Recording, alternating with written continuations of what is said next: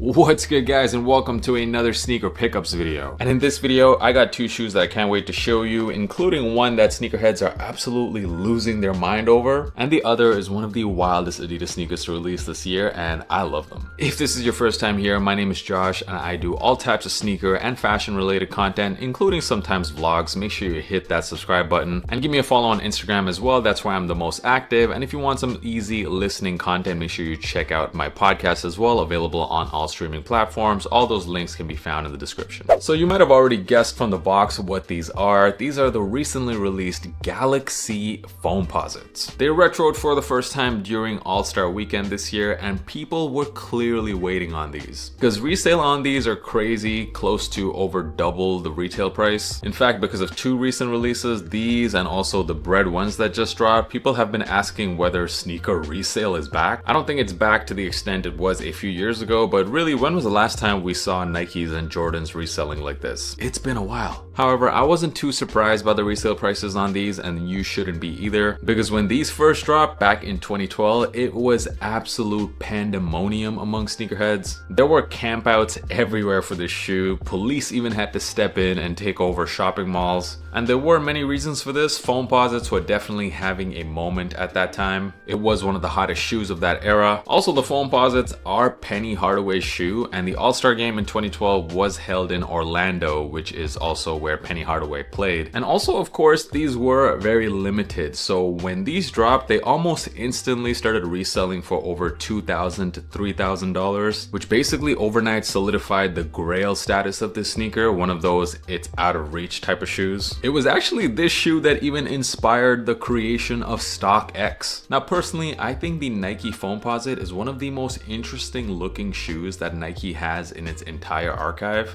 Not just because of this really interesting design, but also because this entire Foamposite upper is kind of like a blank canvas. And I think the best foams ever made are the ones where Nike just went absolutely crazy with whatever design they chose to put on there. Like the Supreme foams, and of course these Galaxy foams. Like, I mean, there's really no other shoe that looks like this. Also, those CDG foams that you see up there, which last year were my personal sneaker of the year. I mean, these are just a work of art. I love it when Nike gets super creative with the foams. Let's start off with the box. Really nice special box here. It has the Galaxy theme all over the Nike logo. It's pretty much the same design that you see on the upper of the shoe. And taking the shoes out the box, I mean, my first reaction ever seeing the shoe in hand, I was just like, wow, what an incredible design. Especially as someone who is a bit of a space nerd himself, I love that Nike actually made this shoe. This upper, this Foamposite upper, it's a liquid polyurethane material that's heated and molded into a shell. And I have no idea how Nike even came up with this mold, but even in 2025, the shoe still looks very futuristic. It's fairly comfortable as well. It has the Nike Zoom Air cushioning on the midsole, and the outsole on these, of course, the Galaxy foams are glow in the dark, which a lot of people love about this shoe. They come with this flight tag as well, which says remove before flight.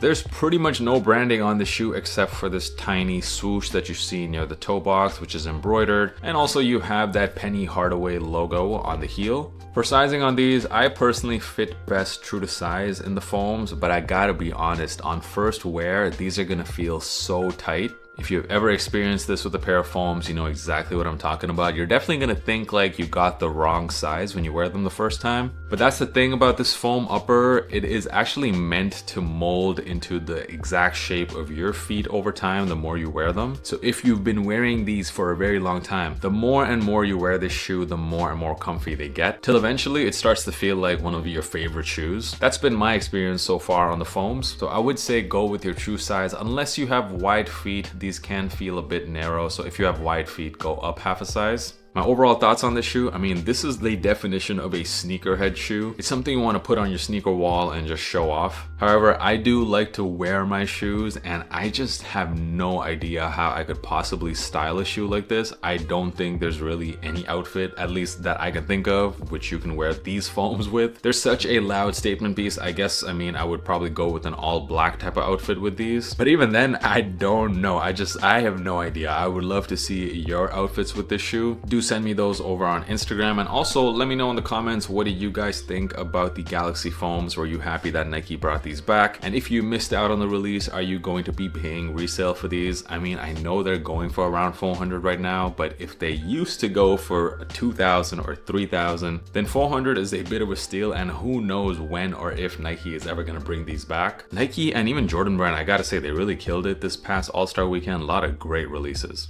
And the next shoe I'm gonna show you right now, this is definitely a Josh shoe. You're not gonna be seeing any other sneaker YouTuber giving these a review, but I absolutely love them. And these are the cow print Sambas. Now, I only heard about these sneakers last week. I had no idea these were dropping. It turns out that these were an Asos exclusive, and I set my notifications on my Asos app for when these dropped. They dropped on February the 19th. I don't know if these dropped worldwide, but they definitely dropped all over Europe. I'm so glad that I set an alarm for this drop, because initially people were saying that girls are gonna love this shoe. All the small sizes are gonna sell out immediately. Well, they were kind of wrong, because actually all sizes, even the big sizes, sold out pretty much instantly. I was able to get these basically 1 minute after the drop. And the reason I was so happy to get these is because last year I was ready to pay quite a lot of resale value for these, which is the No Title collab with the Adidas Samba. And No Title is a Chinese brand. This sneaker was a China exclusive, and I was hoping for a worldwide release. It never happened, but I'm very happy I didn't pull the trigger on those, because I managed to get these for retail, and these are arguably even better. The upper on this does have that pony hair, and it's a very, very nice pony hair. I thought, because, you know, these were a general release Asos pair, I didn't expect the quality of the pony hair to be that nice, but it's honestly very comparable to these, which is the Wales Bonner leopard print Sambas. By the way, how awesome is it that I own both these shoes? I'm all about animal prints on sneakers. You also have a bit of pink on this shoe along the ankle collar. You can see an outline, and there's some Adidas branding, which is done in pink on the tongue, which is actually made out of a very nice tumbled white leather. And you gotta admit that cow print works really, really well on this shoe.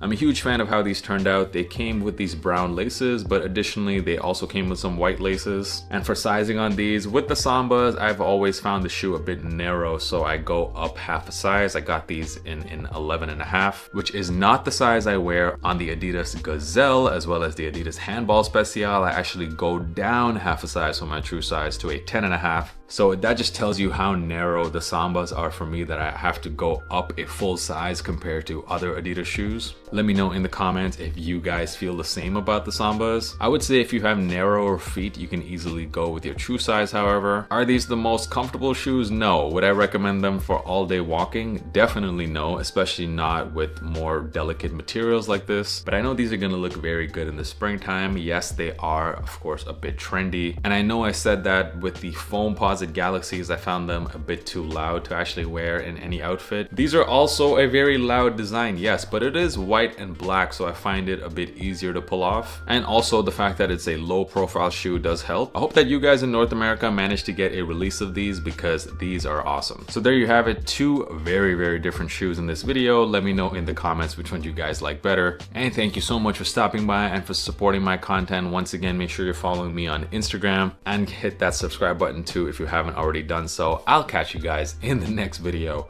Peace.